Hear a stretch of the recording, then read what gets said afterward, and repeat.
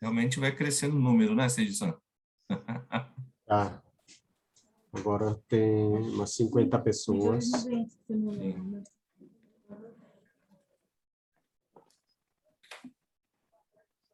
Vamos entrando, vamos deixar o pessoal entrando, porque o meu tá dando como entrada ainda, né? Tem bastante gente.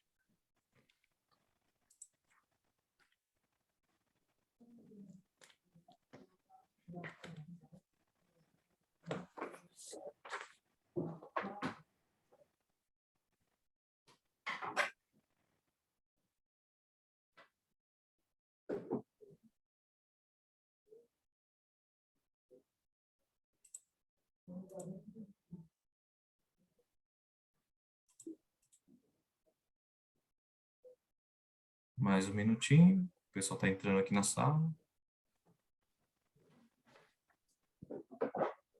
Bom, Wagner, vamos dar o início, então. Para mim já deu load aqui de todo mundo, né? Então, vamos lá. Bom, gente, boa tarde a todos, né? Sejam bem-vindos de novo à comissão aqui de gestão empresarial, né? E já passo aqui a palavra para o Wagner. Wagner, você está me ouvindo? Estou ouvindo, sim. Com muito prazer, meu nome é Wagner Suzuki. Só gostaria de estar explicando um pouquinho mais a situação nossa aqui.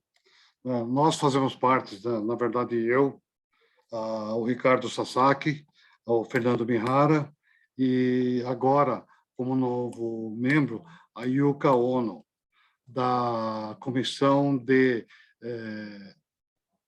Relacionamento empresas japonesas, desculpe, comissões japonesas e comissões brasileiras. Tá? E também da Comissão de Novos Associados. A intenção ela é muito claro isso, né? Novos associados, eventualmente, a gente quer ver se a gente consegue juntar mais pessoas aqui para a Câmara do Comércio Brasil-Japão, mais firmas.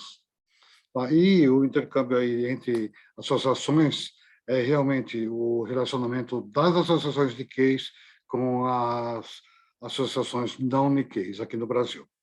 Tá? E, ao mesmo tempo, nós estamos dando apoio à Comissão de Gestão Empresarial. Por causa da pandemia, praticamente só estamos trabalhando em cima da Comissão de Gestão Empresarial, organizando, e junto com o Rubens, né, todo o processo aí de palestras de interesse de todo mundo, né, com vários assuntos, com vários temas diferentes, com vários títulos diferentes. Tá? Então, todo mês a gente tem feito isso da gestão empresarial, tá certo? A Yuka está aqui. Se der para a Yuka falar alguma coisa também, tá? Mas, assim, de todo jeito, eu estou dando as boas-vindas para a Priscila e as boas-vindas para a Carla e agradecendo pela iniciativa de estar se propondo a fazer, dividir o seu conhecimento com as outras pessoas também. Tá? Obrigado. E a gente vamos passar. A Yuka quer falar alguma coisa? Eu acho que você já falou tudo. Pessoal, seja bem-vindo. Acho que sempre intercâmbio de informação para ajudar as empresas japonesas é sempre bem-vindo, né? Assim, a parte jurídica é muito complexa para as pessoas que não têm familiaridade, então acho que a troca de informação é bastante rica entre todos nós, né, associados da Câmara. É isso, não vou me alongar, assim, fique à vontade para começar. Ótimo, obrigada. então. Então, eu vou passar para o Fernando, acho que ele vai passar a conduzir todas as palestras. Obrigado, e Fernando, por favor. Então, vamos lá, então, né, gente? Boa tarde ao pessoal que está chegando agora, né? Hoje nós temos duas palestras, né, que o pessoal quer ouvir, né, que são dois temas interessantíssimos, né? A primeira da doutora Priscila, perdão, sobre a questão do sindicato, né? Como ficou depois da reforma, né, Priscila? Depois de tanto tempo aí, como é que está agora essa situação do sindicato, quase né? 4 anos já, né, de reforma. Exatamente, esse é o ponto. Vamos ver aí o que você tem para trazer para a gente, né? Acho que o pessoal tá tendo dificuldades aí para negociar, será, com o pessoal do sindicato? É uma das questões, né? E depois na LGPD, né? A gente sabe que é um tema atualíssimo, todo mundo tem, né, dúvidas sobre a prática, né? Doutora Carla, seja bem-vinda, tá? E, por favor, pode avançar se tiver alguma coisa boa, tá? Principalmente aquelas dúvidas de prática. Aqui, acho que é a 4ª palestra na comissão, né? O povo tem muito pedido isso, e então você pode estar com aquelas perguntas, se for o caso, que a pessoa vai ficar com aquela cabreira. E agora, o que eu respondo aqui? Tá legal? Bom, a gente na Câmara, bom, que é óbvio, né? A gente está fazendo pelo Zoom, né? A gente tem aquela questão cultural de troca de cartões de visita, né? Do Japão. O Japão é uma coisa normal lá e na Câmara também se faz muito isso. Quem puder, né? Isso não é obrigatório, colocar o LinkedIn no chat, né? Para que outras pessoas possam acessar, fiquem à vontade, tudo bem, gente? Então, a gente substitui o modo cartão visita, né? Presencial pelo virtual, que é o LinkedIn de cada um. É só colocar o link, tá? E a pessoa procura vocês depois. Não precisa se preocupar em relação às palestras, tá? Como sempre, a gente vai disponibilizar depois, né, Rubens? Acho que ele deve estar aí agora. Tem tanta gente na minha tela que eu não sei. E isso vai ficar disponível no site amanhã, inclusive a gravação de hoje. Tudo bem, gente? Então, não se preocupe. Perguntas que vocês tiverem podem ser feitas durante a palestra. Já combinamos com a Priscila e com a doutora Carla também, certo, gente? Então, vamos lá. Então, para deixar, né, bem organizado aqui, principalmente por causa do tempo, né? A gente sabe que são temas que dão boas questões, mas que, infelizmente, a gente tem pouco tempo. Mas o contato das doutoras estarão disponíveis. Tá legal, gente? Bom, aí só um detalhe que todo mundo pede para a gente aqui da comissão. A gente sabe que a doutora Carla e a doutora Priscila são advogados, né? E a gente pede para evitar o juridiquês, tá, doutora? Aqui é a Comissão de Gestão Empresarial, então o público não é de advogados como na Comissão de Gestão Jurídica, tá, gente? Então, sempre naquela linguajar mais simples, né? Se possível, a gente pede, por favor. Tudo bem, gente?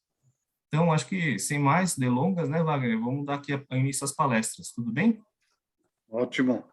Maravilha. Doutora Priscila, a palavra é sua e a apresentação também. Ricardo, obrigada a todos, uma boa tarde, né? E é um prazer estar aqui na Câmara, agora no formato virtual, mas é sempre um prazer, né, estar compartilhando um pouco, discutindo as questões, né, que acontecem aqui no nosso mundinho, né? Então, eu vou compartilhar aqui, então, a apresentação, tá, com vocês. Deixa eu pegar aqui.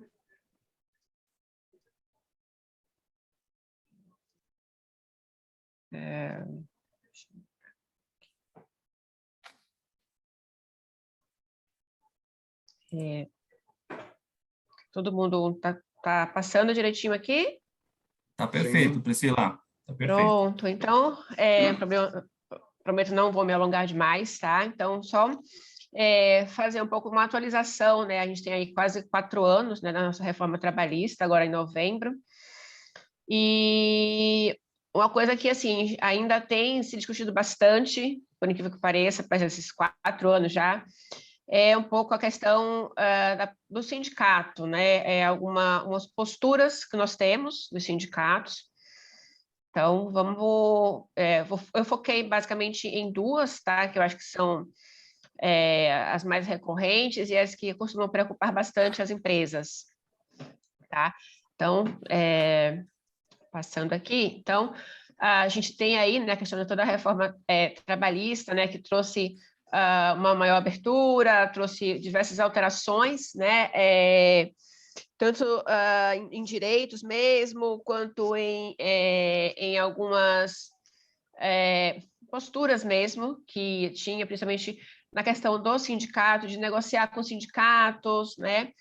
Então, vamos ver como é que ficou um pouco essa questão depois desse tempo todo.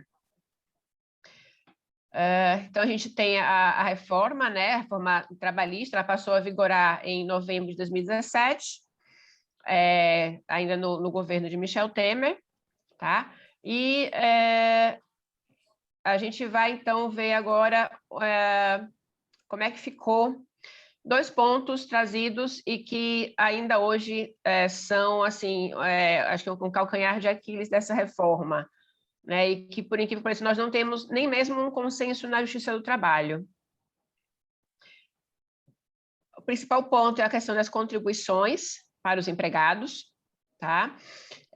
Como todo mundo sabe, né, a partir da reforma trabalhista, as contribuições, principalmente a contribuição sindical, que era obrigatória, passou a ser facultativa, tá? Então, a gente tem a questão de que apenas os empregados que expressamente assim indicarem podem ter descontados, né, as contribuições para o sindicato. Tá? A gente já tinha uma discussão no passado com relação a algumas contribuições, como a confederativa, a associativa, que essas já eram realmente, não eram obrigatórias, apenas a sindical era. Com a reforma, a contribuição sindical também passou a ser facultativa, e teve toda uma discussão na época a respeito de que se isso era realmente constitucional, se isso poderia ser realmente trazido com a reforma, e começou-se a ter diversas discussões também de que se os sindicatos estavam negociando entre si o desconto da contribuição, seja sindical, seja associativa, seja confederativa, numa convenção coletiva, se isso já serviria para autorizar aí o desconto, né, desses valores dos empregados. E, por que pareça, até hoje a gente tem uma posição majoritária já na Justiça do Trabalho, mas ainda tem bastante discussão a respeito. Tá? Esse aqui é um modelinho, tá, de uma convenção coletiva recente, tá? 2020, 2022, e é algo que a gente vê ainda constantemente, tá? Apesar do que tem na legislação, a gente ainda tem as convenções coletivas instituindo contribuições, seja contribuições sindicais.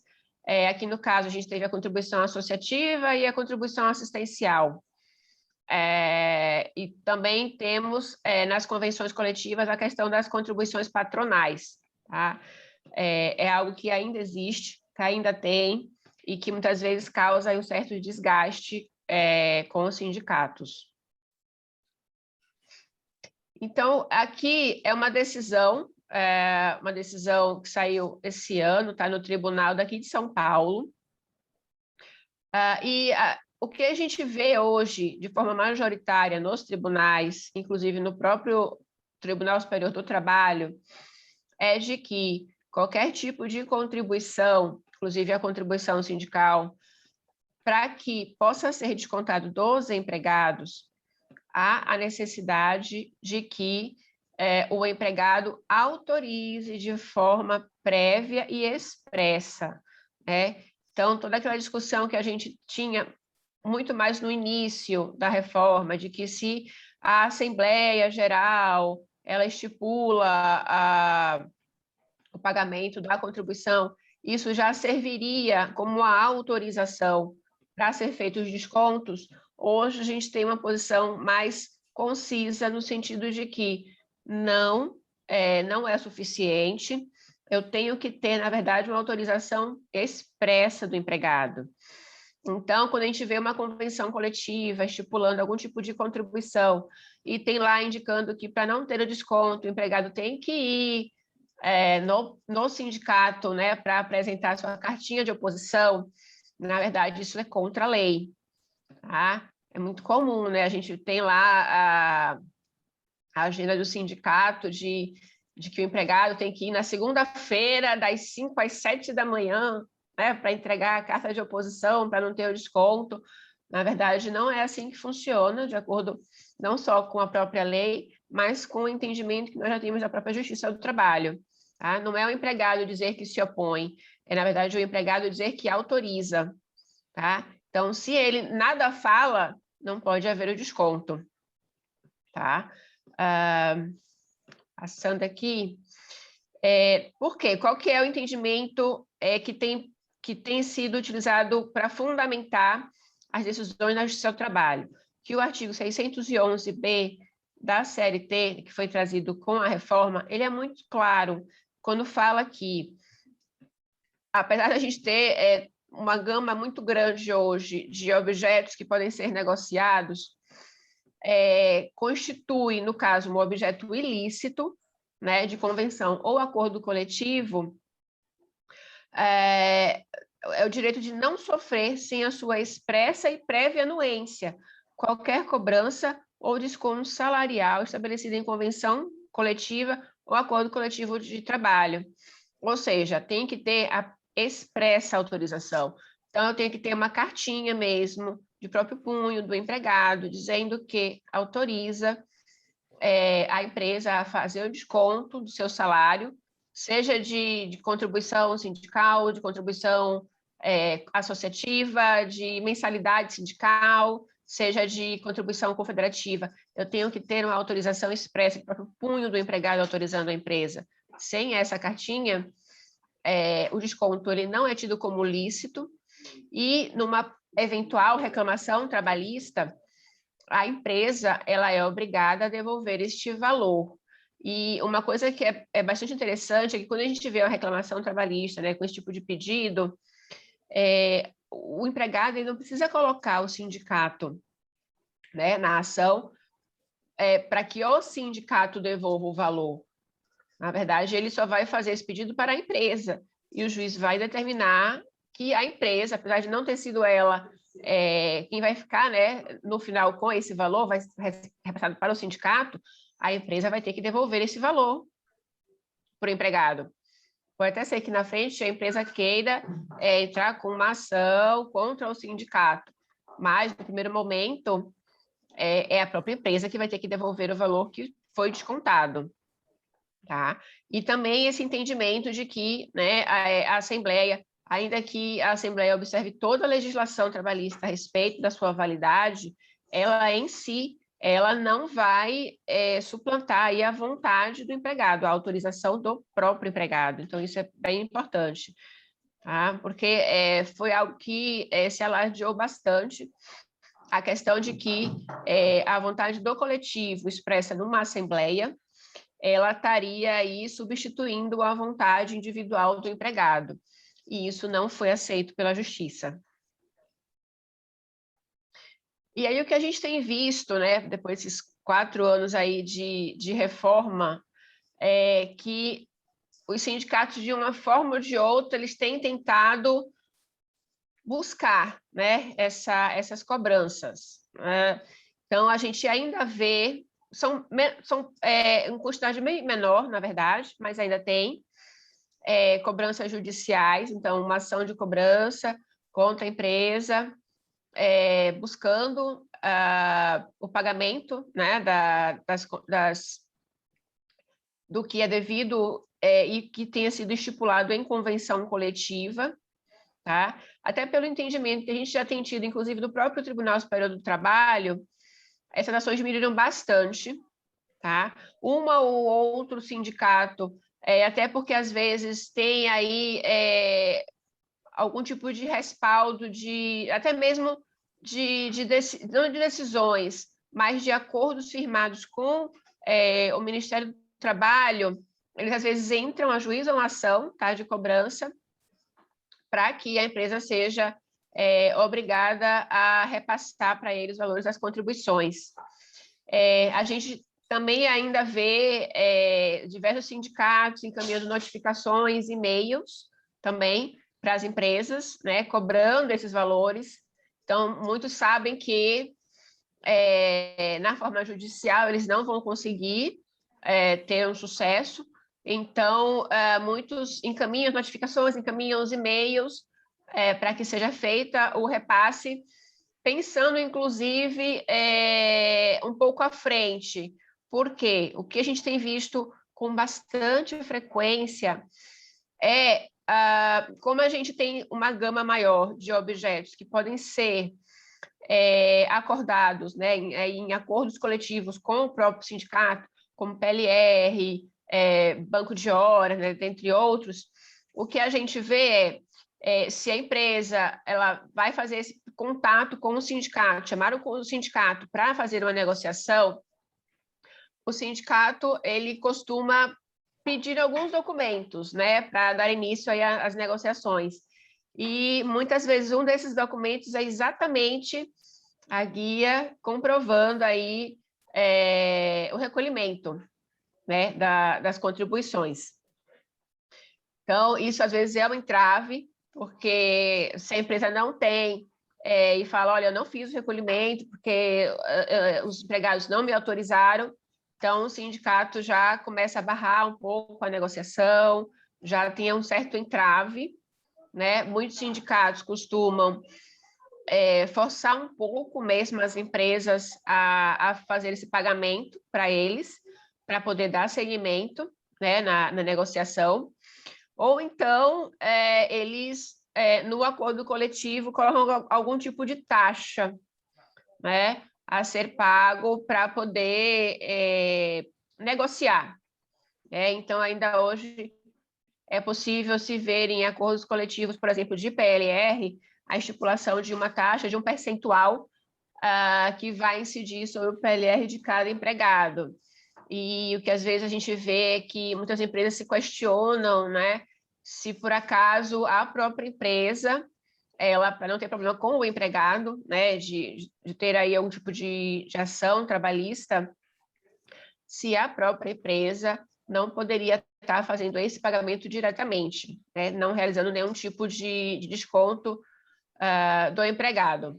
Então, isso é uma coisa que a gente ainda tem visto bastante, uma espécie de saída que os sindicatos encontraram, né? Então, eu não faço a cobrança diretamente, mas se você, empresa, quer negociar comigo, vai ter que comprovar que está em dia, digamos assim, né, com os recolhimentos das contribuições.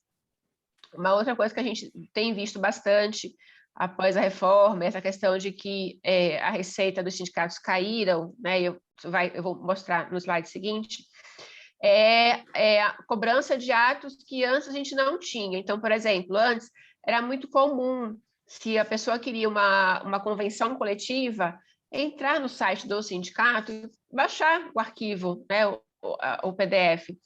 Hoje em dia já é muito comum a gente ver que convenções e acordos coletivos não estão mais nos sites dos sindicatos. Por quê? Porque os sindicatos começaram a cobrar por cópias desses atos. E uma coisa que tem acontecido é que no site, né, do Ministério da Economia, no sistema mediador, deveria ter, né, uma cópia da convenção ou do acordo coletivo. Normalmente, do acordo coletivo é mais comum ter, tá? Mas a gente tem visto que algumas convenções coletivas não estão sendo colocadas no sistema mediador, exatamente para possibilitar que os sindicatos cobrem por essas cópias, né? Então, a gente tem uma discussão a respeito de que se a convenção coletiva estiver ou não no sistema mediador, ela é válida. Tem algumas pessoas que entendem que é apenas uma parte burocrática da negociação, que isso não invalidaria em si a convenção coletiva. Então, a gente vê que algumas convenções coletivas não estão no sistema mediador, exatamente para possibilitar que os sindicatos, tanto os sindicatos profissionais quanto os patronais também, possam fazer a cobrança das cópias. E aqui são alguns dados, né, com relação aqui à arrecadação dos sindicatos. Então, a gente teve uma queda significativa até 2019, né? Então, o que nós temos é que de 2017, que foi assim, digamos que seja o último ano realmente de cobrança dos sindicatos, né, das convenções, das contribuições, até 2019, a gente teve uma queda de 96%. Então, em 2017, a gente tinha uma arrecadação média de 2 bilhões, né, dos sindicatos. Isso com a contribuição sindical, que era obrigatória. Em 2019, até novembro de 2019, a gente teve uma arrecadação de 88 milhões. Então, uma queda significativa para os sindicatos. E então, tem ainda os números muito atuais, mas até em razão da pandemia, esse número diminuiu mais ainda. Então, a gente tem aí, em 2017, um pouco mais de 2 bilhões. Em 2017, a gente já teve uma queda de 86%, já são 282 milhões de arrecadação, apenas a contribuição sindical. E em novembro de 2019, a gente tem uma arrecadação de 88 milhões. Então, isso para o sindicato foi um baque muito grande. Então, assim, a gente sabe o que tem na legislação, sabe como a Justiça do Trabalho se posiciona, mas, mesmo assim, ainda a gente nem conta na prática entraves junto aos sindicatos que, de uma forma ou de outra, tentam cobrar esses valores das empresas. Então, essa aqui seria a nossa realidade, que 4 anos depois, né, com relação às contribuições, né, devidas aí aos sindicatos. E um outro ponto que é bastante também ainda discutido e que a gente não tem ainda, na verdade, um posicionamento tão majoritário na Justiça do Trabalho. É uma questão que, inclusive, está no Supremo Tribunal Federal, tá? Até vou mostrar um pouquinho mais na frente, que é a questão do negociado sobre o legislado. Priscila, só te interromper, desculpa, Claro. Fernando aqui, perdão, deixa eu colocar meu vídeo de novo, isso. Aqui tem uma pergunta do Fábio, você prefere responder agora? Não sei se você está vendo por causa da sua apresentação. Você quer que eu te auxilie aqui? Não estou achando aqui a pergunta dele. Tá, eu vou fazer aqui para você, vamos lá. Tá, claro. Priscila, por gentileza, apenas para reafirmar, o desconto constante na convenção coletiva, a título de contribuição negocial da PLR, desconto de 5%, sendo que do valor total recolhido, 70% é para o sindicato profissional e 30% para a federação profissional. Também é indevida? Sim, na verdade, qualquer tipo de contribuição, tá? Seja para o sindicato, seja para a federação, seja para a confederação, não é devido, tá? Por lei, o que nós temos é que isso não é devido, tá? Obrigatoriamente, eu teria que ter uma cartinha do empregado autorizando um desconto a ser feito, seja no próprio salário, seja no PLR, ou seja em algum outro tipo de benefício pecuniário, né, que ele vai receber e que incidiria a contribuição, independente desse valor, posteriormente ele ser escalonado para sindicato, federação, confederação, eu preciso ter, na verdade, uma autorização expressa do empregado. Tá? Se eu não tenho essa autorização expressa, a empresa não pode fazer o desconto. E aí, como eu comentei, tem surgido uma situação que seria, muitas vezes o sindicato fala, então, a gente vai negociar aqui a PLR, eu vou te passar aqui um boletinho, tá, empresa? Você paga esse boletinho e a gente negocia. Como se a empresa estivesse fazendo o pagamento dessas contribuições ela mesma, né, sem fazer o desconto dos seus empregados. Mas o que acontece? Às vezes é uma postura adotada pelas empresas, tá? Mas, legalmente falando, é uma conduta que pode ser considerada como antissindical, porque se uma empresa não tem o mesmo porte para fazer esse pagamento, né, diretamente, inviabiliza a negociação. Então, o que a gente tem é o entendimento de que esse tipo de postura do sindicato, né, de falar, olha, empresa, não tem problema, está aqui o boleto, você mesmo paga, me manda o comprovante, está tudo certo, vamos negociar, independente do empregado aceitar ou não, já que não vai ser nem feito o desconto do empregado, de que isso pode ser considerado uma conduta antissindical. Tá? Então, nenhum tipo de desconto pode ser feito sem que o empregado autorize expressamente. Tá bom? Então, voltando aqui um pouquinho Então, assim, até essa questão do negociado sobre o legislado, isso foi bastante ventilado no início, né, da reforma. Então, se a negociação prevalece sobre a legislação, Na verdade, se eu colocar na convenção coletiva, que é algo negociado, a possibilidade de estar fazendo desconto, então tudo bem, porque o negociado vai prevalecer sobre o legislado.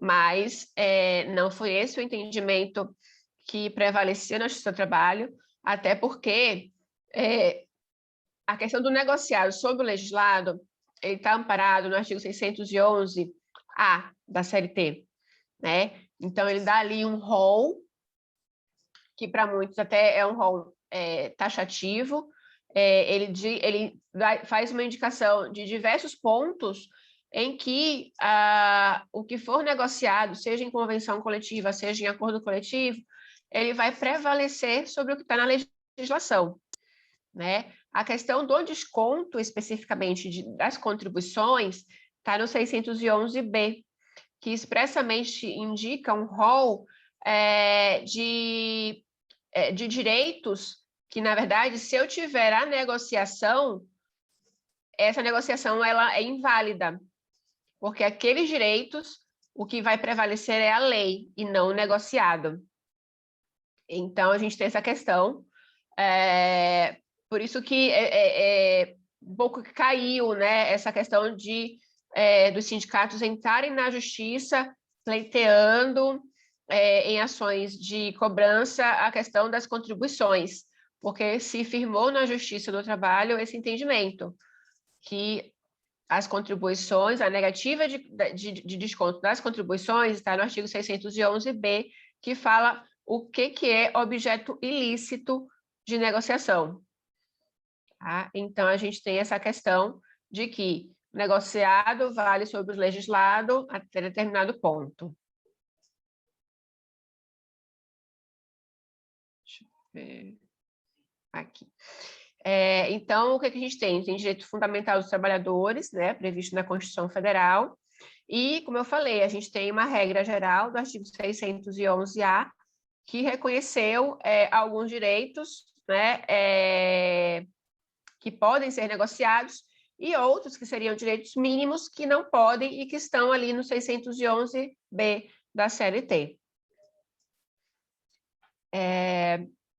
Eu trouxe, na verdade, 2 exemplos, tá, de cláusulas de convenção coletiva que são bastante interessantes. Uma que é bastante conhecida e discutida é a cláusula 11 da Convenção dos Bancários, que trata da possibilidade de o que acontece com os bancários, né? Como regra, a jornada de trabalho dos bancários é de 6 horas. Mas, se o empregado ele exerce um determinado cargo de gerência, a jornada dele pode ser de 8 horas. Tá? Então, ele vai receber uma gratificação de função e vai trabalhar 8 horas. Acontece em reclamações trabalhistas, esses empregados falam, não, eu não tinha um cargo de gestão, na verdade, eu não tinha poder nenhum, então a minha jornada de trabalho deveria ser de 6 horas e não de 8. Então, eles pedem a condenação da 7ª e da 8ª hora como hora extra. A partir de 2018, né, na Convenção Coletiva de 2018,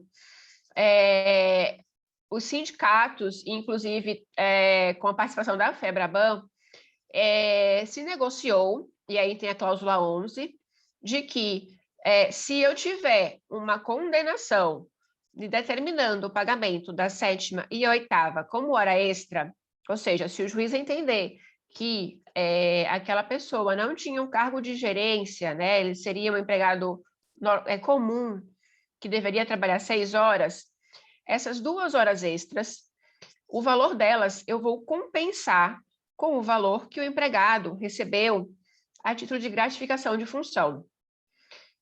Então, a gente tem decisões majoritárias da Justiça do Trabalho, entendendo que essa cláusula, apesar de ser uma cláusula que limita, né, direito dos empregados, dos ex-empregados, na verdade, ela é válida. Tá? Então, a cláusula fala que o valor devido relativo às horas extras, que seriam a 7ª e 8ª, será integralmente deduzido ou compensado com o valor da gratificação de função e reflexos pagos aos empregados.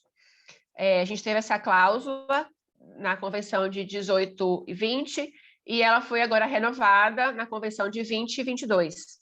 Então, persiste essa cláusula. Eu trouxe aqui uma decisão recente, tá? Da Justiça do Trabalho daqui de São Paulo, e ela fala exatamente sobre a validade dessa cláusula. Então, ela fala: a convenção coletiva de trabalho preceitua que a gratificação de função recebida pelo empregado deverá ser deduzida das horas extras deferidas por alteração do enquadramento da função de confiança bancária nas reclamações trabalhistas ajuizadas a partir de 1º de dezembro de 2018, porque a cláusula, ela fala expressamente que a aplicação somente é a partir de dezembro de 2018. A data base é antes, mas somente ações ajuizadas a partir de 2018 é que eu tenho essa dedução. Então, se eu tenho um empregado que trabalhou, por exemplo, 17, 18 e 19, somente a partir de dezembro de 18 que eu vou ter a possibilidade de compensar as horas extras com gratificação.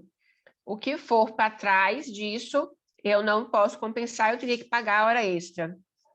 Então, fala exatamente isso, condições para isso. Logo, inclusive, para as horas extras prestadas antes dessa data, desde que dentro do período de vigência da norma coletiva, a gratificação recebida pelo autor deverá ser abatida da condenação, considerando que a presente ação foi distribuída somente em 19. Tá? Então, assim, a Justiça do Trabalho tem dado validade a essa cláusula, porque o que tem entendido? Que, apesar de ser uma cláusula que limita direitos dos empregados, na verdade, eu não posso observar uma única cláusula dentro do universo da convenção coletiva. Eu tenho que observar toda a realidade da categoria, eu tenho que observar que, dentro daquela convenção coletiva, eu vou ter algo que está me limitando, mas, em compensação, eu posso ter outros direitos que foram assegurados para os empregados. Então, ali dentro de uma análise global, né, da situação e da própria convenção coletiva, os tribunais, porque, inclusive, essa convenção é uma convenção nacional. Então, os tribunais, de uma forma majoritária, eles têm aceitado essa negociação. Alguns julgados, quando eles não autorizam essa compensação, não fazem pela questão de que não seria válido esse negociado sobre o legislado. A negativa é no sentido de que, para esses juízes, essa gratificação de função, ela não estaria remunerando hora extra. Então, eu não posso compensar uma coisa por outra. Então, eu entendo que, por não ter a mesma natureza, eu não poderia ter essa compensação. Então, na verdade, a negativa não é tanto por não aceitar, né, o negociado sobre o legislado, mas de que a compensação aqui, na verdade, ela não seria possível porque eu estou negociando uma coisa com outra. E aí, tecnicamente, eu não posso ter isso. Uma outra cláusula também é que não é nacional, são em algumas convenções coletivas da categoria, que é a categoria dos propagandistas farmacêuticos. Então, em algumas convenções coletivas, tem o seguinte: a categoria não está sujeita ao controle de jornada, nos termos do inciso 1, artigo 62 da Constituição da Lei do Trabalho, ou seja, não precisa bater cartão de ponto. O trabalho é externo, então, assim, a convenção coletiva está dizendo que esta categoria, né, a categoria como um todo, abrangida pela convenção coletiva, essa categoria não vai marcar cartão de ponto, porque todos seriam empregados externos.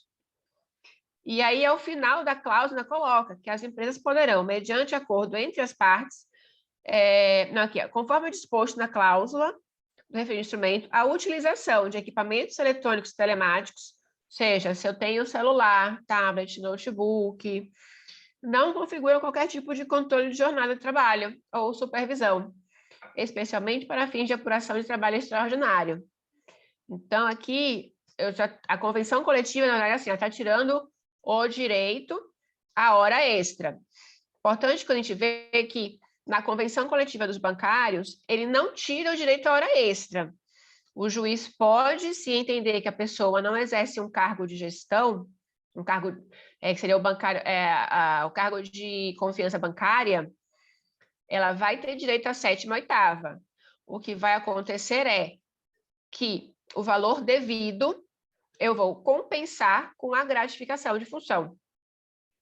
Então, o direito à hora extra, ele permanece. Ele vai ter um valor reduzido, ou pode ser até que zerado, né? Em razão da possibilidade de fazer a compensação. Nessa convenção coletiva, eu estou tirando o próprio direito, porque eu estou dizendo que os empregados dessa categoria não vão bater cartão de ponto, porque são externos. E conforme a gente sabe, o artigo 62, ele exclui os empregados que estão ali, que são os empregados externos e os empregados que exercem cargo de confiança, do próprio direito à hora extra. Nesse caso específico, que a gente tem visto, são decisões negando a validade da cláusula. Qual que é o entendimento? De que, ainda que eu tenha uma convenção coletiva falando que a categoria não tem direito, mas se no próprio processo o juiz ele vê que a parte tem sim possibilidade de fazer a fiscalização da jornada, tem o direito, porque inclusive o próprio artigo 62 dispõe dessa forma, né? Que, na verdade, não o artigo 62 em si, mas o entendimento de que se eu tenho a possibilidade de fazer a fiscalização do meu empregado, na verdade, ele não é o externo com base no artigo 62. Então, com base neste entendimento, está sendo negada a validade a essa cláusula. Aí aqui eu trouxe, na verdade, uma jurisprudência que eu diria que assim, foge um pouco da própria questão do negociado sobre o legislado. Por quê? Como eu falei lá atrás, a gente tem as limitações impostas pelo artigo 611A e 611B. A gente viu, logo que a gente teve a reforma trabalhista, alguns sindicatos negociando cotas, tanto cota de aprendizes quanto cota de deficientes. Tá? Então, a gente via convenções coletivas excluindo algumas funções que, pela CBO, fariam parte do cômputo da cota, para reduzir a quantidade, né, de aprendizes ou de deficientes que as empresas teriam que contratar. E aqui é unânime, inclusive com decisão do próprio TST, tá? Tanto com relação ao deficiente quanto com relação ao aprendizes, esse tipo de cláusula não tem nenhum tipo de validade. Tá? Por quê? Porque quando eu falo negociado sobre o legislado, eu falo de direitos de uma categoria.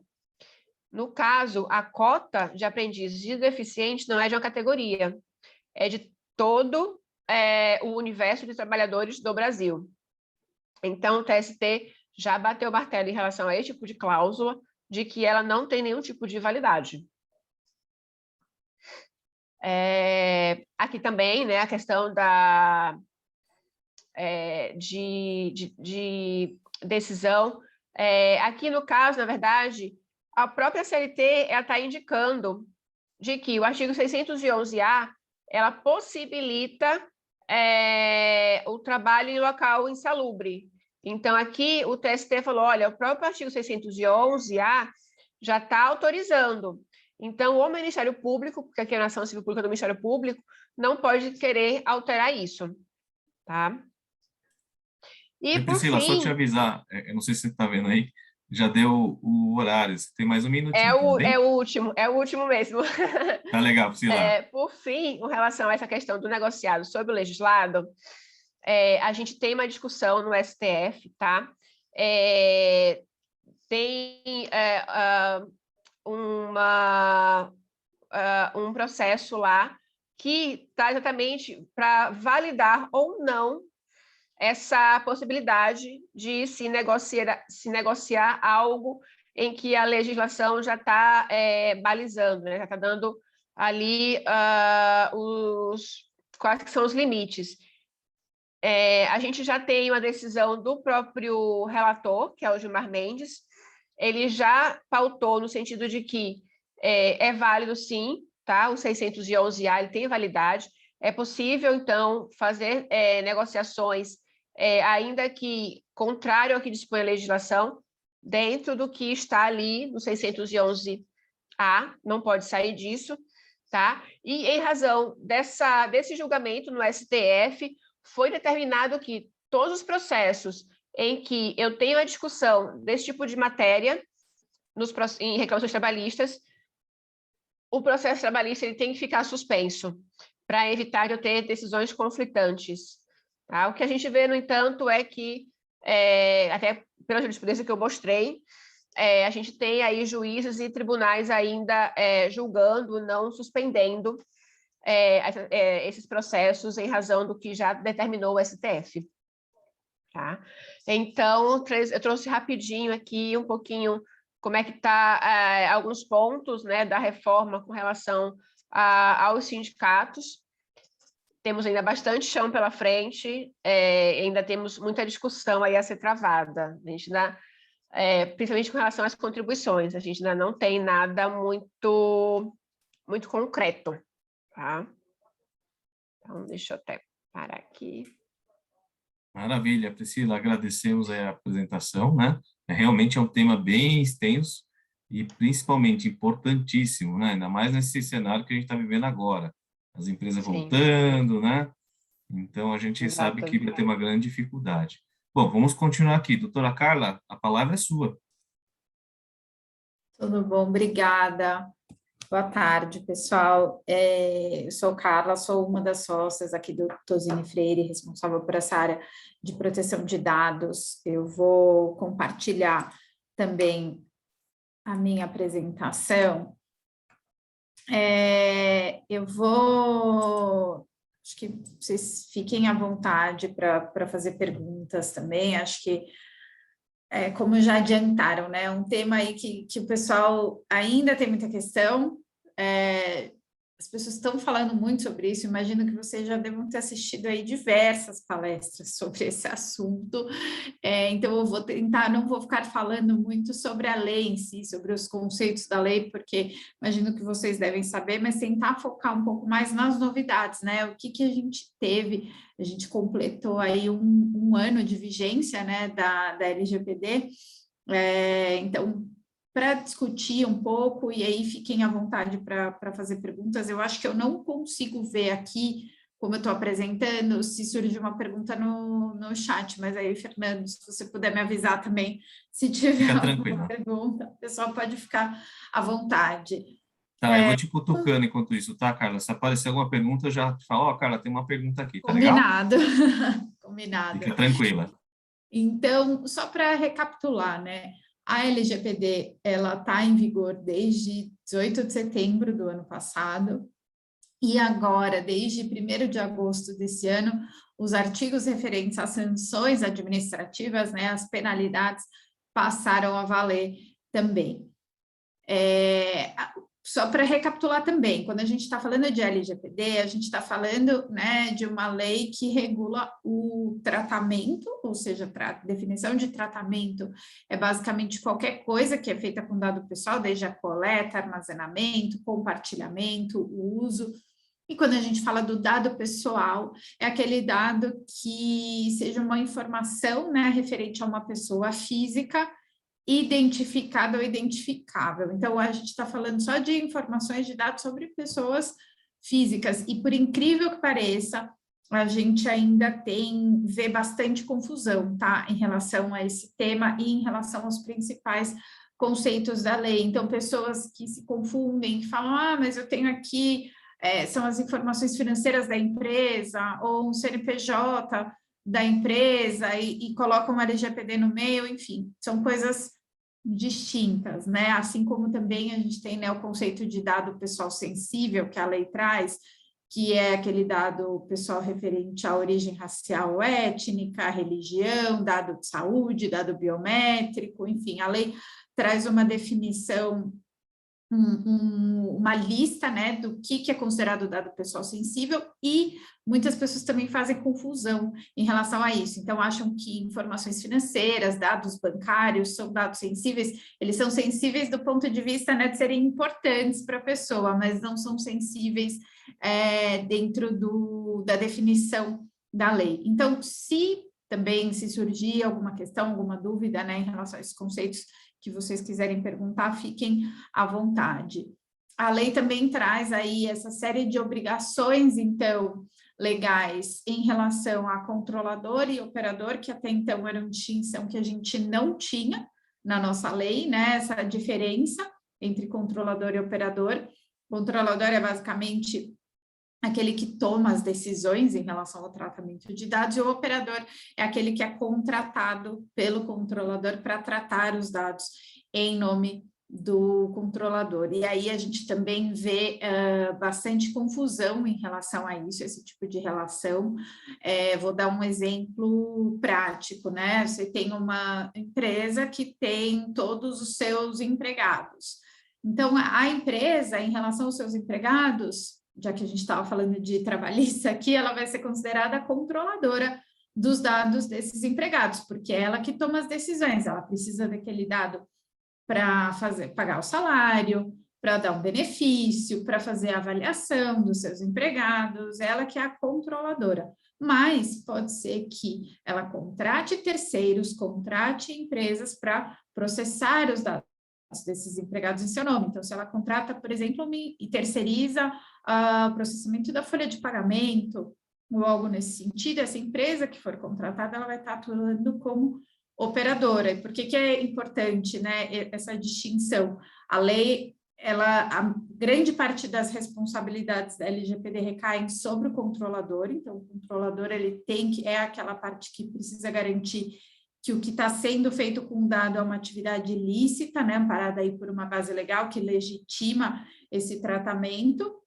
A lei, ela traz aí uma série de bases legais, e ao contrário também do que às vezes algumas pessoas falam, o consentimento não é a única delas. Então, a gente também ouve muito falar, agora com o LGPD eu preciso do consentimento do titular para usar esse dado, preciso da autorização, você está tratando os meus dados sem o meu consentimento, e não é bem assim. O consentimento é uma das possibilidades, mas a lei também trouxe aí uma série são as chamadas bases legais, uma série de hipóteses que autorizam o tratamento, ou seja, o uso, a coleta, o armazenamento de um dado pessoal, principalmente se a gente estiver falando aí de uma obrigação legal que exige o uso desse dado, ou quando for necessário para cumprir um contrato, até mesmo nas situações aí de proteção à vida, né? E quando a gente fala desse contexto de pandemia e Covid, a gente tem discutido muito a questão, né, do uso de informação sobre vacinas, enfim, né, e como que, em relação aos dados dos colaboradores, o que as empresas podem ou não fazer com esses dados no âmbito da LGPD. Então, a gente tem aí essas hipóteses, né, e se eu for ficar falando de tudo da lei, a gente vai, né, demorar muito, por isso que eu só quis trazer esses conceitos principais aqui e entrar um pouco no que vem acontecendo na prática, né, depois que a lei entrou em vigor, até porque a gente tem hoje uma Autoridade Nacional de Proteção de Dados que já está estabelecida e já está atuando, né, no sentido de já desenvolveu aí diversas iniciativas. Então acho bacana falar o que aconteceu até agora. Então, a gente fez uma linha do tempo aqui, né? Desde setembro do ano passado, que foi quando a lei entrou em vigor. Já em setembro, logo depois, né, que a lei entrou em vigor, a gente teve aí a aprovação, né, da estrutura regimental e a criação da ANPD, que é a Autoridade Nacional de Proteção de Dados, e a primeira decisão judicial aí condenatória relacionada à LGPD, que foi contra uma empresa do ramo imobiliário, a Cyrela. Foi uma decisão aí que ficou super famosa, ganhou a mídia, justamente pelo fato de ser a primeira, né, que foi proferida depois que a LGPD entrou em vigor. E já dando um spoiler também, né, avançando na linha do tempo, essa primeira decisão, ela já foi revertida, já foi reformada pelo tribunal.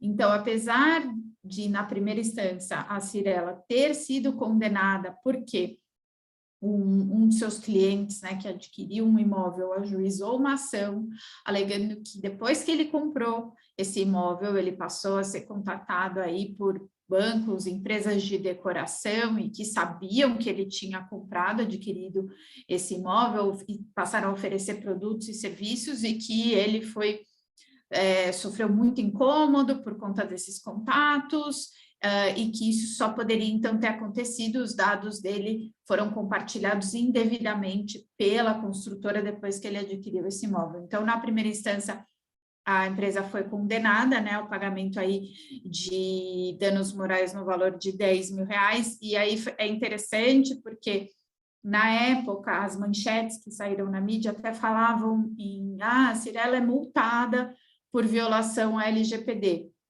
mas as multas da LGPD nem estavam em vigor ainda, né? Então, a gente não está falando de uma multa, a gente está falando de uma condenação no âmbito de uma ação mesmo, que foi ajuizada pelo titular do dado.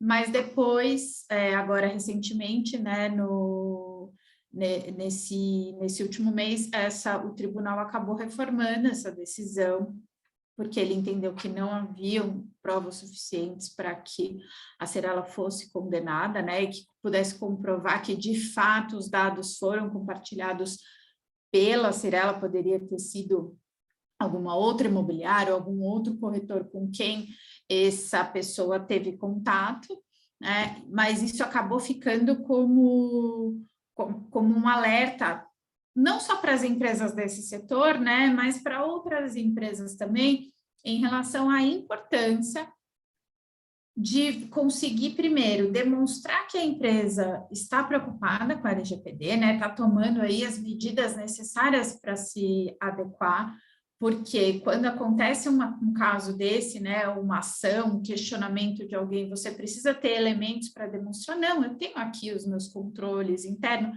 eu tenho treinamento constante, eu tenho a minha política que diz isso, então isso acaba sendo super importante, e ter também esse controle em relação aos terceiros com os quais se compartilha dado pessoal, porque muitas vezes dentro da empresa, a empresa está fazendo tudo certo, mas ela tem aquela rede de parceiros, prestadores de serviço, fornecedores, em que ela compartilha um dado, e aí essa empresa, sim, faz algo indevido, e aí a importância, né, de regular contratualmente isso. Acho que surgiu, apareceu alguma mensagem aqui?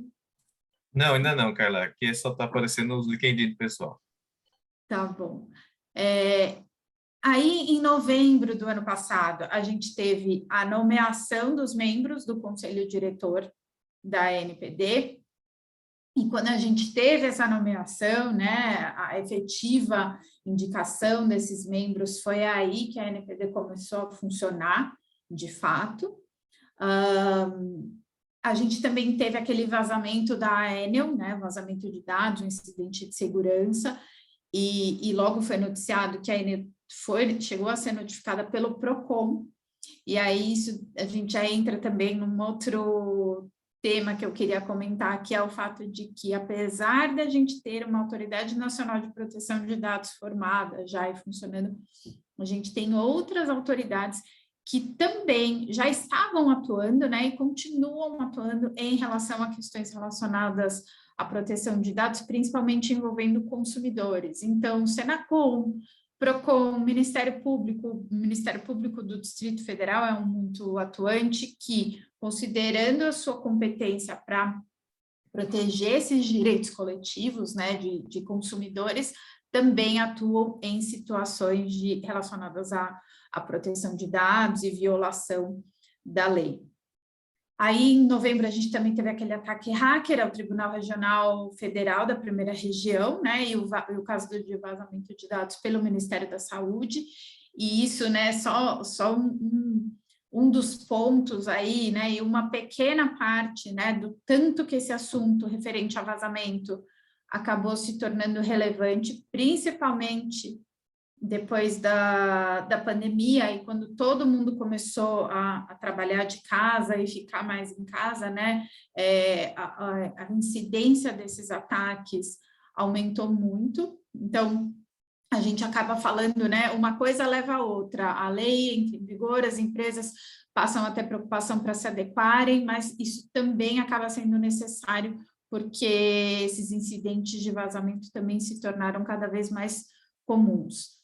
Em janeiro de 2021, a gente teve aí a agenda regulatória da ANPD publicada, e a publicação dessa agenda regulatória foi super interessante, super importante, né, para a gente que trabalha no setor, porque a gente consegue visualizar, e nesse aspecto, a gente elogia muito a ANPD, porque eles têm sido super transparentes em relação às iniciativas, né, e as ações que eles têm tomado, mas essa agenda regulatória, ela basicamente coloca em lista de prioridades, né, dizendo aí as fases, quando que certos temas que precisam ser regulados ainda vão ser tratados pela ANPD, porque a LGPD, ela, em diversos pontos, ela tem lacunas, né, então, isso daqui conforme regulado pela autoridade, isso vai precisar ser definido pela autoridade. Então, quando a gente fala de transferência internacional de dados,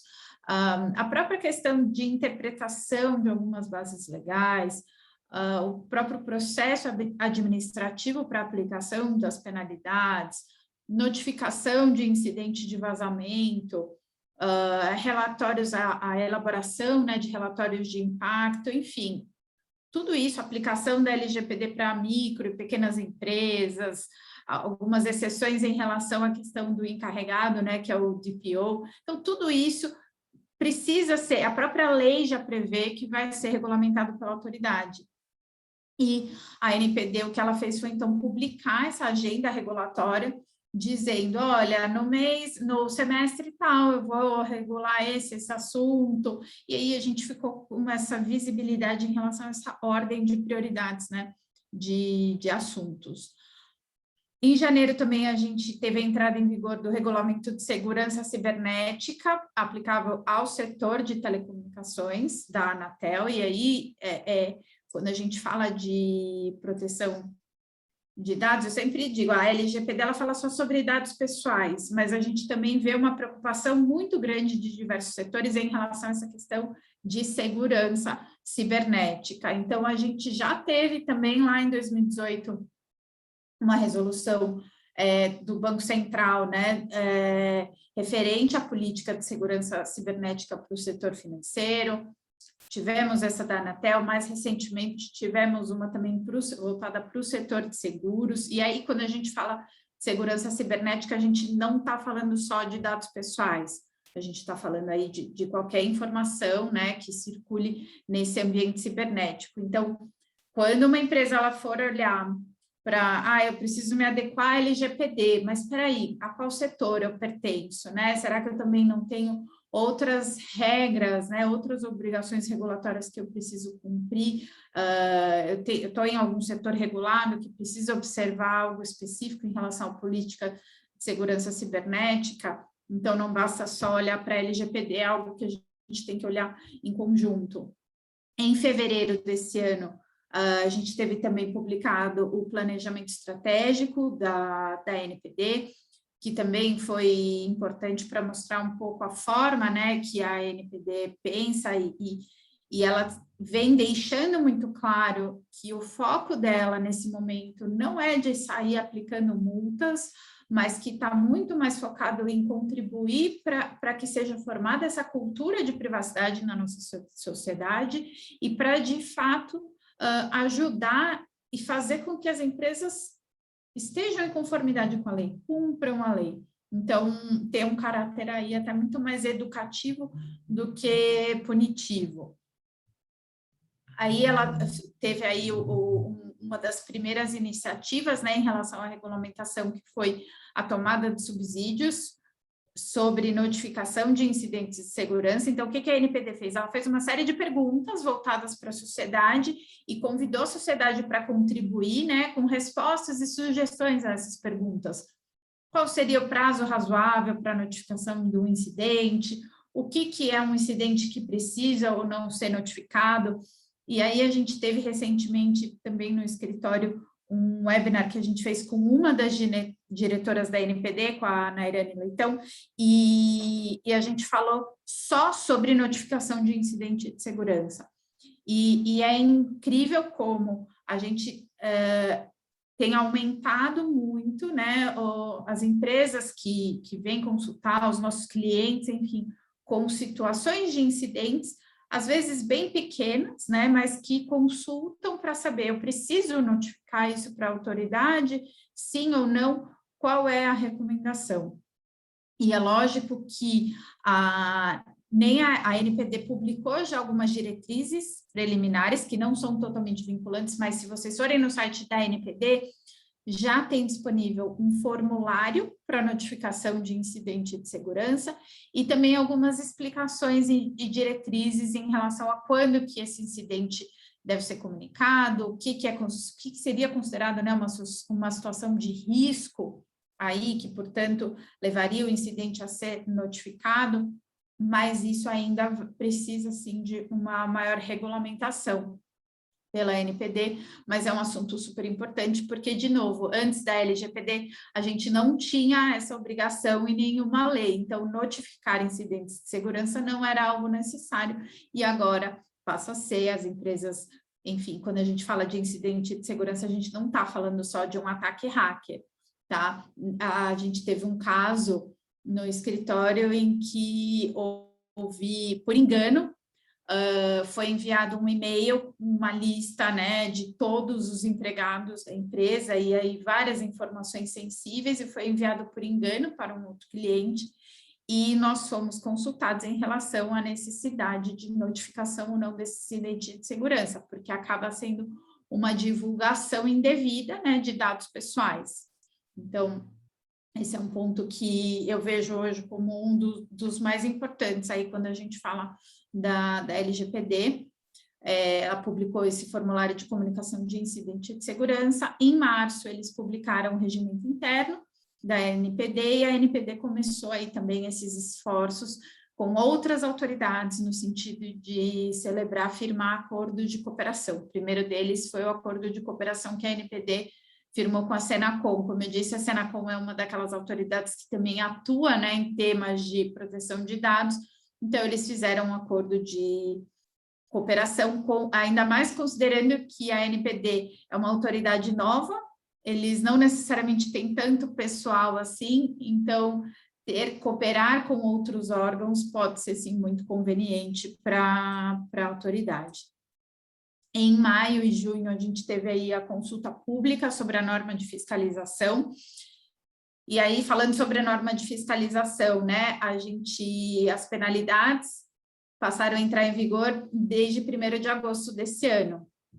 E é engraçado porque gerou meio que um desespero, assim, né? Então, as empresas falam, bom, agora as multas passam a valer, a NPD vai poder multar, agora tem multa. Mas não é bem assim também, porque, como eu disse, a LGPD, ela demanda aí regulamentação em uma série de aspectos, e o processo administrativo para aplicação dessas multas e penalidades é um deles. Então, a NPD submeteu à consulta pública, né, uma proposta de norma de fiscalização, mas ela ainda não foi aprovada, não foi editada pela ANPD. Então, em tese, hoje a gente ainda não tem um processo administrativo regulado para a ANPD poder notificar, né, uma empresa e falar, olha, você descumpriu, então eu estou investigando, então eu vou aplicar essa penalidade. A penalidade, ela justamente, ela precisa ser precedida desse processo administrativo, e é isso que vai ser regulamentado. E o interessante é que a forma como a autoridade estabeleceu essa proposta de norma para fiscalização é que ela considera aí ciclos de monitoramento, considerando assuntos ou até mesmo setores de negócio. Então, o que a gente espera que vai acontecer é que, uma vez que essa norma seja aprovada, isso deve acontecer ou até o final desse ano, no comecinho do ano que vem, a ANPD vai escolher determinados temas, determinados assuntos, ou até mesmo determinados setores, né, de negócio, e olhar para aquilo, olha, então agora vamos focar nisso, e vão investigar, enfim, vão levantar informações, e talvez, então, eles passem a abordar essas empresas, mas sempre com um viés, primeiro, de tentar entender o que está sendo feito, para que as empresas tenham a oportunidade de demonstrar quais são as medidas que elas estão adotando, né, em relação ao cumprimento com a LGPD, para a ANPD poder orientar e direcionar, não, na verdade, isso daqui está errado, essa conduta está errada, você precisa fazer isso e tal, para daí sim, se isso não for corrigido, ter a questão da aplicação das sanções. Então, da forma como isso, pelo menos na teoria, vem sendo colocado pela ANPD, a gente é otimista no sentido de que não vamos ter aí uma autoridade imprudente que vai sair penalizando empresas sem analisar antes todo um contexto. Aí, a gente também teve o acordo de cooperação técnica entre a ANPD e o CAD. Em termos de decisão judicial, a gente teve uma decisão judicial, né, confirmando a questão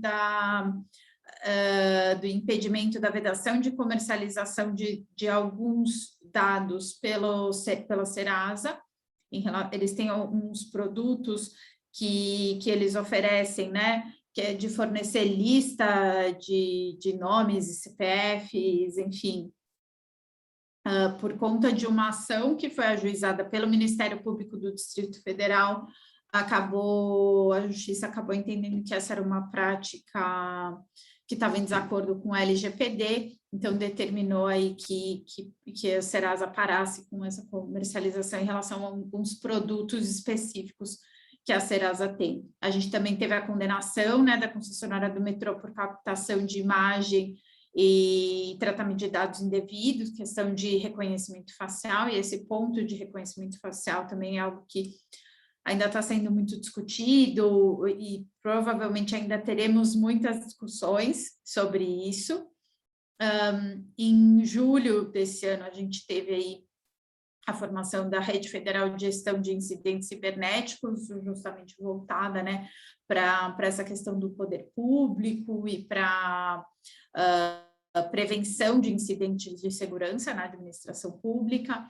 A gente teve a Senacom multando instituições financeiras por conta de uso indevido de dados, principalmente relacionados a dados de aposentados e idosos.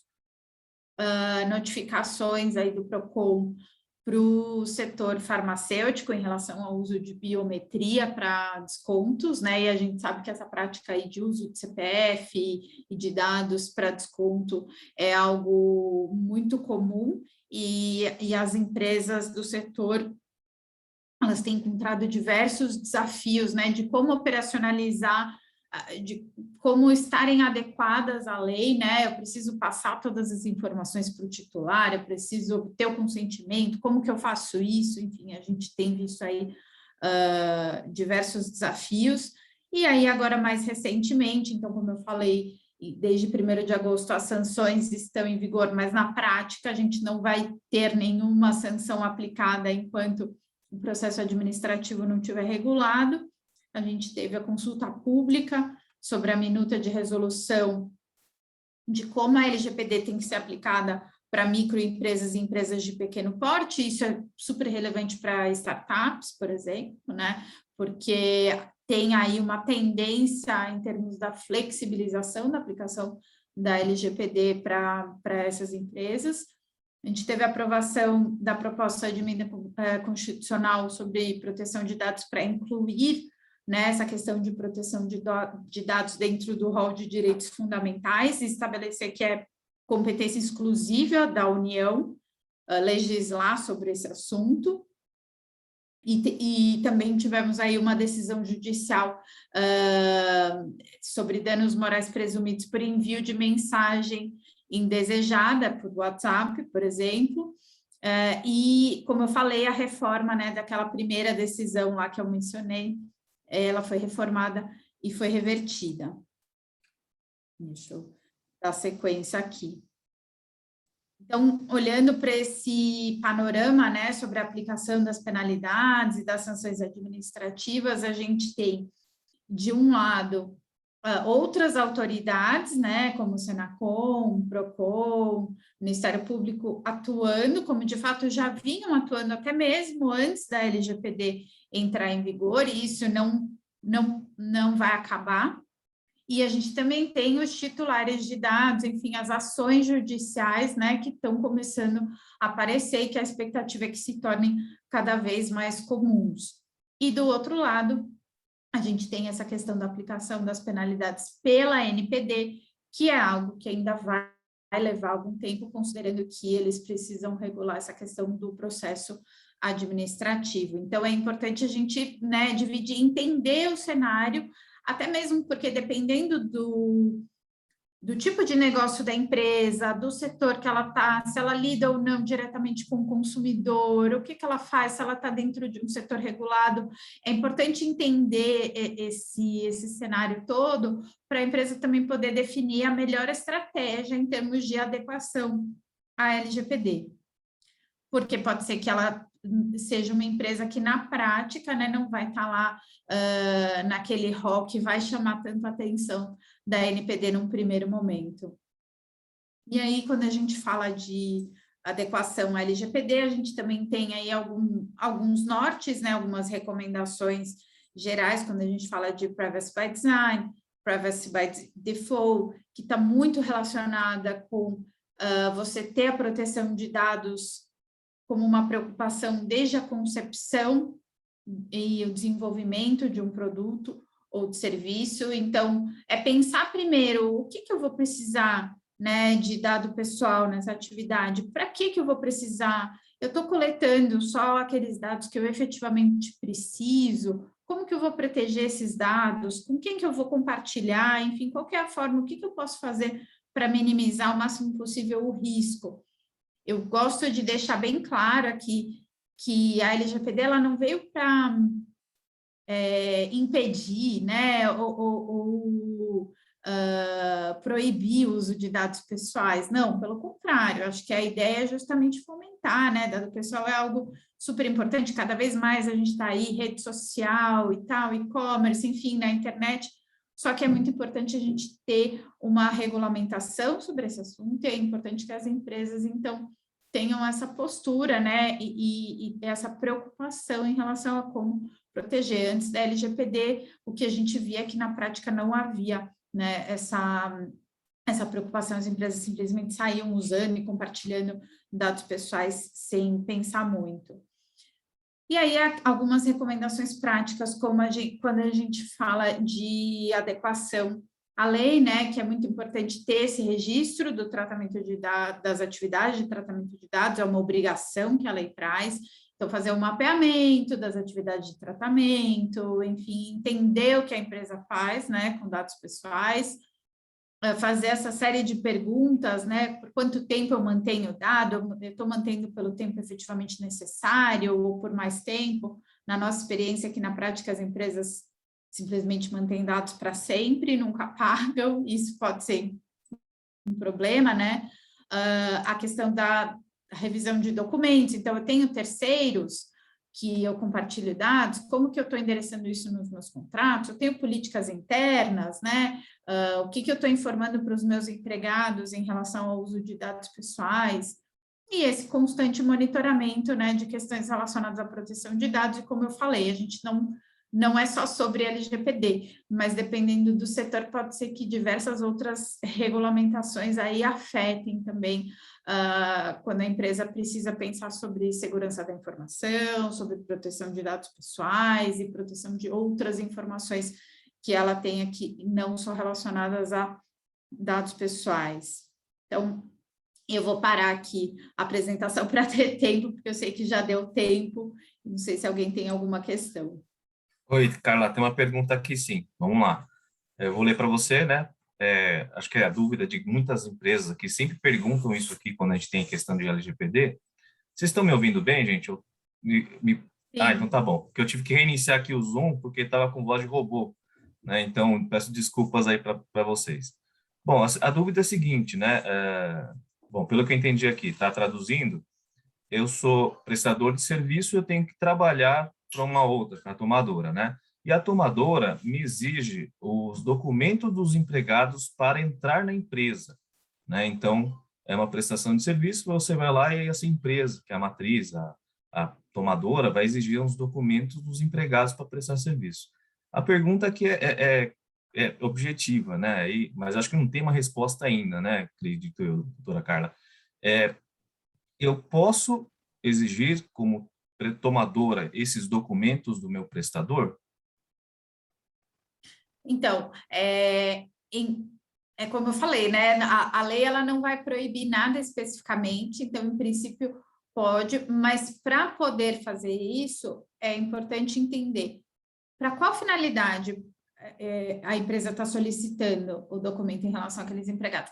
Porque eu preciso, porque já que esses terceiros vão entrar na minha empresa, né, vão trabalhar nas minhas dependências, eu preciso ter o controle para fingir segurança, eu preciso saber, porque se tiver algum acidente, ou até mesmo me resguardar em relação a questões trabalhistas, porque eu preciso que você comprove que você está cumprindo, né, com as suas obrigações de pagamento e recolhimentos e tal.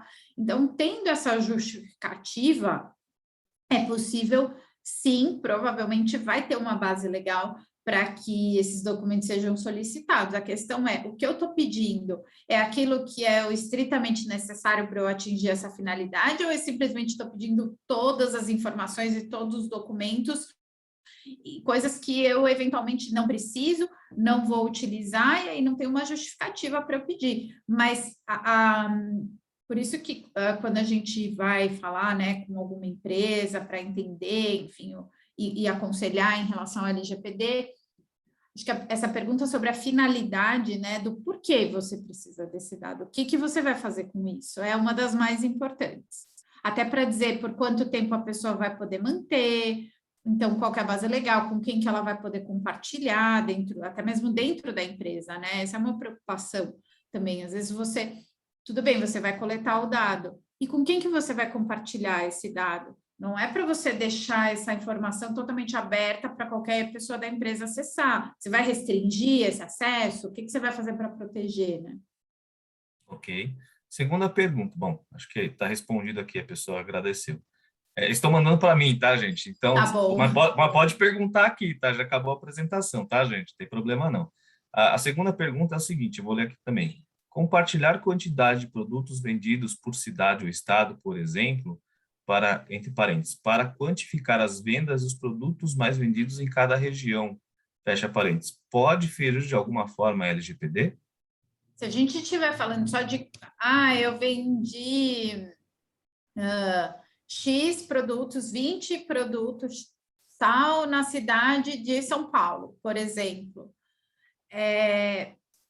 Se eu não tiver nenhuma informação que leve à identificação de uma pessoa física, não vai estar no âmbito do LGPD e não vai ter nenhuma questão relacionada ao LGPD. E aí é o que a gente fala, quando a gente fala de informações anonimizadas, né, que a própria lei define que não vai ser considerado dado pessoal quando for anonimizado. Então, se você não tem como identificar uma pessoa com essa informação, aí de fato não é dado pessoal e não vai estar aí, né, sujeito à aplicação da lei. Legal. Bom, obrigado, né, doutora Carla. Então, acho que essa foi a última pergunta. Agora, né, faltando 5 minutinhos, vamos abrir aqui as perguntas tanto para a doutora Carla quanto para a doutora Priscila, né? Vai que alguém não conseguiu fazer no momento. Alguém tem mais alguma pergunta, gente? Doutora Carla, a pessoa que perguntou pediu agradecimentos, tá bom? Mais alguém quer fazer alguma pergunta?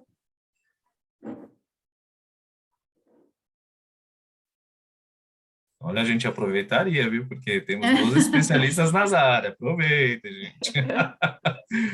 Eu não faço pergunta por mim, que, né, eu sou suspeito, mas vocês aqui podem fazer à vontade, tá, gente? Alguém tem mais alguma pergunta?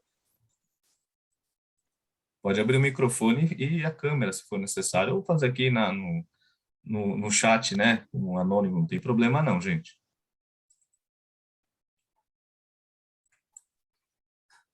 Nossa, esse silêncio, ou todo mundo tá craque nas matérias, né, gente? Alguém quer falar alguma coisa? Opa, a Sueli aqui agora mandou para todo mundo. Vamos lá. Minha pergunta é para a doutora Priscila. Então, Priscila, tá vendo aí no chat? Sim, aqui apareceu. Vamos aguardar a pergunta da Sueli, então.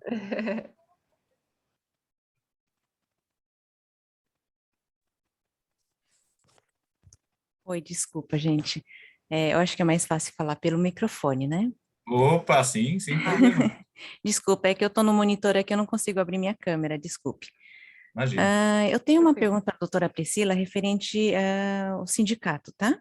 Uhum. Nosso patronal diz que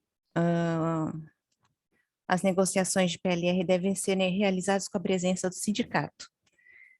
E o sindicato dos metalúrgicos, dos trabalhadores que é metalúrgicos, diz que é devido 10% do valor do PLR, do valor da meta, para descontado de todos os empregados. Uhum. Tenho que prosseguir com isso? Então, essa aqui é a questão, né? Porque realmente o PLR, a gente tem a questão de que ou ela vai estar na própria convenção coletiva, né? Ou você vai fazer um acordo coletivo, ou vai ter ali a participação dos empregados, mas sempre com um membro do sindicato, né? Para poder estar validando. E realmente, hoje o que ficou muito comum para os sindicatos é negociar um PLR e pedir, né, ou exigir a comprovação do recolhimento das contribuições, ou tentar, de alguma forma, imputar aí uma taxa, né, uma contribuição. Por lei, esse desconto não pode ser feito, tá? Existe o risco de, fazendo desconto sem autorização expressa do empregado, se ele resolver ajuizar uma ação trabalhista, ele pode pedir a devolução desse valor e a empresa vai ser obrigada a devolver, ainda que ela não fique com esse valor, ela repassa para o sindicato, mas é ela que devolve, porque foi ela que fez o desconto. Tá? Como eu comentei, tem algumas empresas que fazem por si, né, o pagamento sem fazer nenhum tipo de desconto nos seus empregados, mas há o risco desse tipo de conduta ser considerada antissindical. Tá? Porque, na verdade, a empresa está pagando para o sindicato fazer algo que ele deveria fazer, porque é uma de suas obrigações legais, né? Negociar o PLR. Então, assim, legalmente falando, esse desconto não pode ser feito dos empregados. Ok, muito obrigada. Bom, infelizmente, a gente adoraria ter uma resposta boa, né, para poder passar, mas infelizmente os sindicatos têm tornado aí as negociações Eles bem praticamente nos complicadas. obrigam a pagar esses 10% da Exatamente, meta como de eu cada falei. colaborador, e é difícil de a gente conseguir negociar, de diminuir essa porcentagem ou de eliminar. Eles falam que é inegociável, só é excluso os sindicalizados, exceto eles, todos devem pagar. Exatamente. Aí começa a Isso. falar de multa, que se não pagar tem multa disso, multa daquilo, mas baseado em que se eu não mandei a lista dos empregados com o salário deles, né? Uhum, sim, exato. Complicado. Porque os Obrigada, viu, doutora? sindicatos, eles... que isso. Os sindicatos, realmente, estão excluindo, né, quem é afiliado para eles, porque já paga, né, a mensalidade. Mas a gente sabe que, hoje em dia, o número de sindicalizados é muito baixo. Priscila, Creio que uns vamos lá. 6% Olha só. Oi, dá para ouvir? Vamos lá, então. Assim, Priscila, é o seguinte, ó, tendo em vista o horário, você pode anotar essa pergunta aqui no chat e depois entrar em contato com a pessoa? Posso pedir essa gentileza para você? claro, deixa eu pegar aqui, vou Isso, copiar. maravilha. Tudo bem, Karina? Ela entra em contato contigo e te dá essa resposta aqui, tudo bem? Bacana. Tem o Bom, contato? Deixa eu só pegar aqui.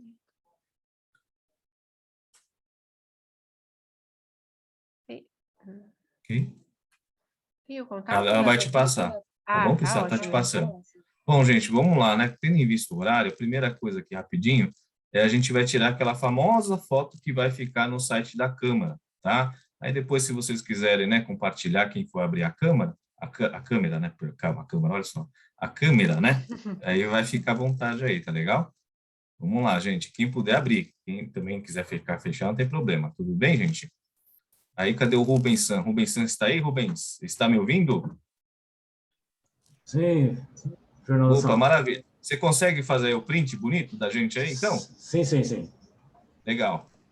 Então, vamos lá, gente. Quem puder abrir a câmera, tá? Vai ficar a partir de amanhã no site da Câmara do Comércio do Brasil-Japão, tá? E ele só vai editar, tá legal, gente? Ô, Fernando Santos, Não promete Photoshop, tá? Só isso.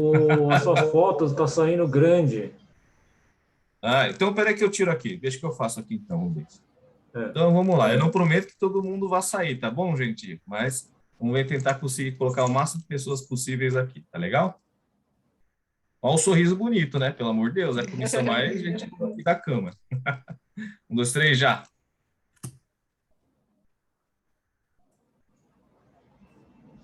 Maravilha. Tentei aqui, vamos ver se fica bom, tá bom, gente? Então, amanhã vai ficar, não sai da Câmara. Bom, primeiramente, eu gostaria de agradecer aos palestrantes, a doutora Carla e a doutora Priscila, pelas excelentes palestras. São temas extensivos, né? Matéria para pós-graduação, mestrado e assim por diante, tá, gente? Não dá para fazer em 30 minutos, né? Os contatos e as apresentações também estarão disponíveis na Câmara, né? E eu passo agora a palavra para o Wagner. Bom, pessoal, realmente só tenho a agradecer, Priscila, Carla. Acho que são vários, são assuntos assim, bastante pertinentes à atualidade. É coisa muito importante para a gente poder estar operando no dia a dia. Tá? Agora, a LGPD, eu acredito que são coisas muito válidas, né? Mas assim, que ainda, como você disse, está na fase de estudo de como é que a gente vai como que eles vão penalizar a gente, como é que vai se portar. É isso mesmo, né? Por enquanto não tem, é informativo, é isso que você estava dizendo? Não é... É o que a gente espera em relação à autoridade, né? Mas assim, a gente sabe que o Poder Judiciário, né? Aí as empresas já estão sujeitas, né, a sofrerem ações judiciais, né? Então a lei já está em vigor, então, em tese, as empresas já deveriam estar cumprindo, mas a autoridade reconhece que diversos pontos precisam de esclarecimentos ainda. Mas é muita coisa a ser estudada ainda. Nós fazemos parte da área de construção, realmente os clientes pedem, né, todos os documentos de todos os funcionários. Eu, inclusive, acredito que seja assim, até que, como é construção civil, pedreiros, serventes, carpinteiros, muitas coisas são informais, então acaba tendo até, de repente, bandido ou coisa parecida, alguém que cometeu algum crime. Então, eu tenho a impressão que realmente, né, tudo isso aí é direito deles também. Mas, assim, uma coisa me fez alertar que eu acho que a gente também precisa saber até quando que eles vão guardar isso, o que eles vão fazer com isso, né? Exato, exatamente. Tá, de todo jeito, muito, muito instrutivo. E muito obrigado, Carla e Priscila também. Muito obrigado. Obrigada, gente. Então, vamos lá, né? Damos como encerrado a comissão de hoje, né? Yuka, você quer falar alguma coisa? Obrigada, só agradecer. Obrigada, Carla e Priscila. Legal, gente. Então, vamos lá. Então, vamos dar encerrado aqui, tá bom, gente? Obrigado e agradecemos a presença de todos. Muito obrigado. Obrigada, pessoal. Tchau, tchau. Obrigada. Obrigado. Tchau. Obrigada, gente. Tchau, tchau. Obrigado.